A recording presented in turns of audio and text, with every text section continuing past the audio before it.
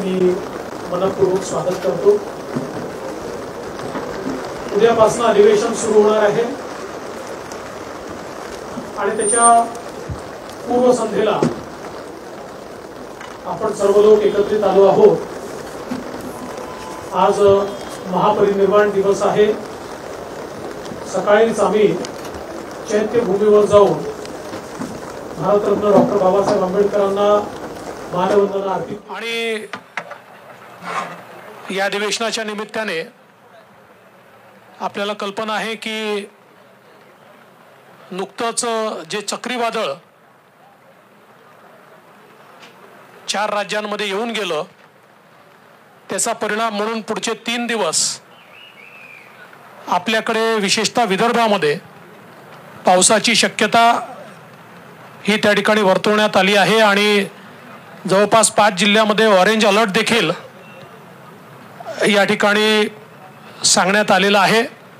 आजच माननीय मुख्यमंत्री महोदयांनी सर्व यंत्रणेला सुसज्जित राहण्याचा सल्ला दिलेला आहे आणि त्यासोबत ज्या ज्या ठिकाणी अवकाळी पावसामुळे शेतकऱ्यांचं नुकसान झालं आहे किंवा होतंय त्या ठिकाणी कुठली वाट न पाहता पंचनामे करून जी काही नुकसान भरपाई आहे त्या संदर्भात राज्य सरकारकडे मागणी करण्याच्या संदर्भात देखील माननीय मुख्यमंत्र्यांनी आज प्रशासनाला निर्देश दिले आहेत। आज विरोधी पक्षाने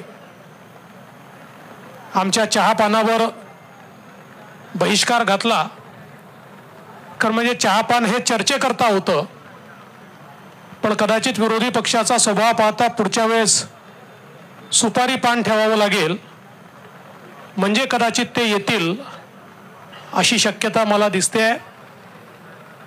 मात्र आज विरोधी पक्षाने न येण्याची कारणं आणि जे पत्र दिलेलं आहे, मगाशी मी बघितलं की त्यांच्या पत्रकार परिषदेमध्ये काही लोक झोपी गेले होते।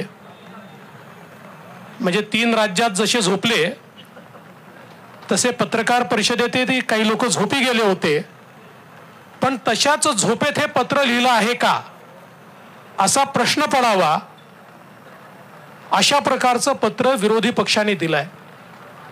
पहिल्यांदा तर मला आश्चर्य वाटतं, नागपूरचं अधिवेशन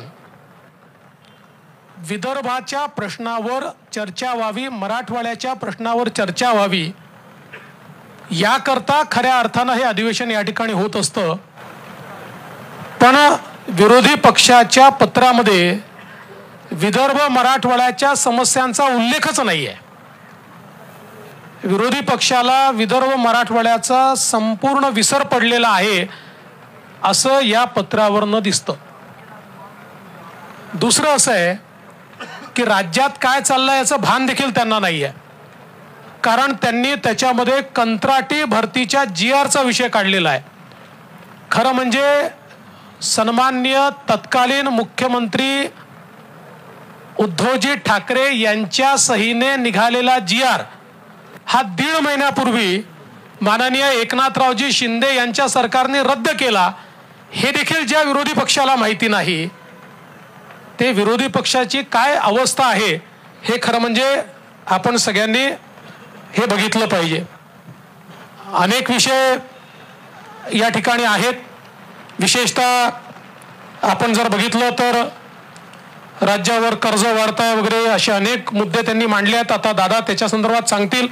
केवळ एकच आकडा जाणीवपूर्वक आपल्या पुढे ठेवतो की अर्थव्यवस्थेमध्ये किती वाढ झाली आहे।